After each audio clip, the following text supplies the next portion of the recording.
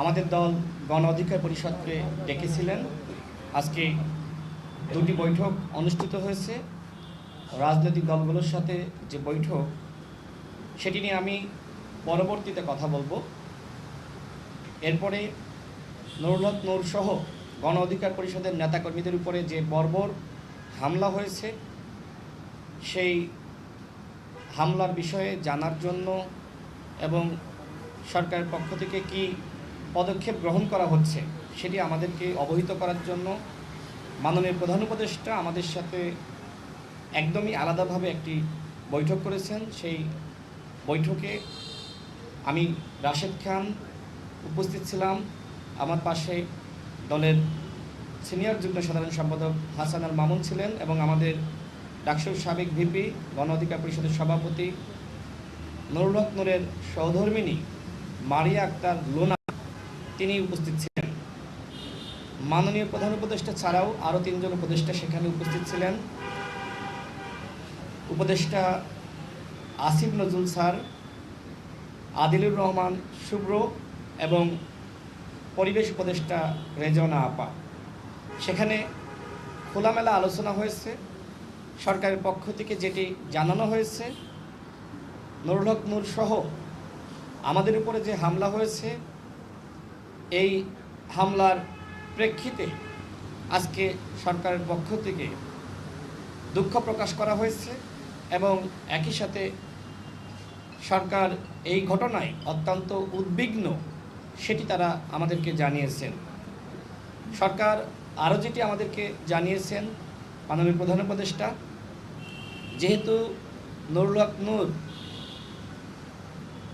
আওয়ামী ফ্যাসিজমের বিরুদ্ধে লড়াই করতে গিয়ে 22 বার হামলার শিকার হয়েছেন এবং সর্বশেষ অন্তর্বর্তীকালীন সরকারের আমলে যেভাবে দুটি বাহিনীর সদস্যরা তাকে চারিপাশ থেকে ঘিরে ধরে রক্তাক্ত করেছে, মাননীয় প্রধান উপদেষ্টা তিনি এই ঘটনায় উদ্বেগ প্রকাশ করেছেন যে আমাদের আমলেও যে ছেলেটি আওয়ামী লীগের আমলে এতটা মার খেলো, সে যদি আমাদের আমলেও মার খায় সেটি আমাদের জন্য অত্যন্ত দুঃখজনক।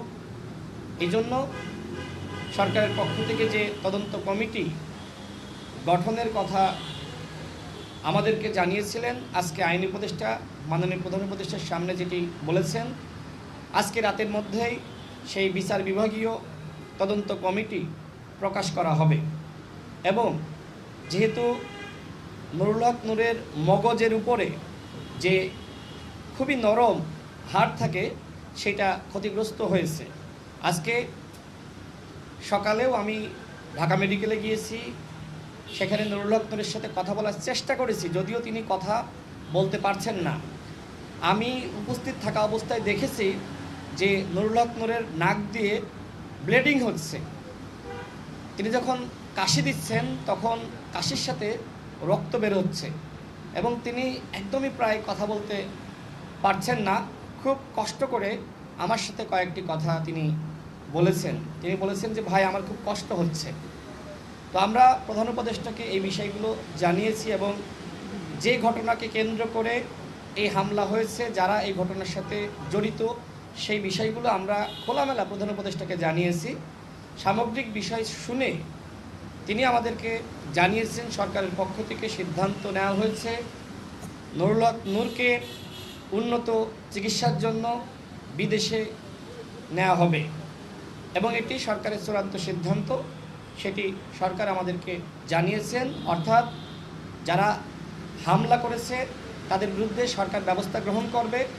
নুরুল হক নূরকে উন্নত চিকিৎসার জন্য বিদেশে নিয়ে যাওয়া হবে এবং পরিবারের প্রতি তিনি সহমর্মিতা প্রকাশ করেছেন। তিনি আশ্বস্ত করেছেন আমাদের নুরুল হক নূরের সহধর্মিণীকে তিনি যেন একদমই টেনশন না করেন।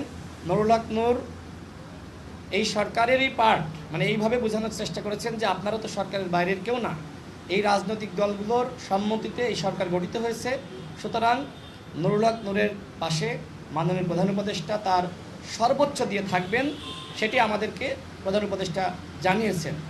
এই পর্যায়ে আমাদের এই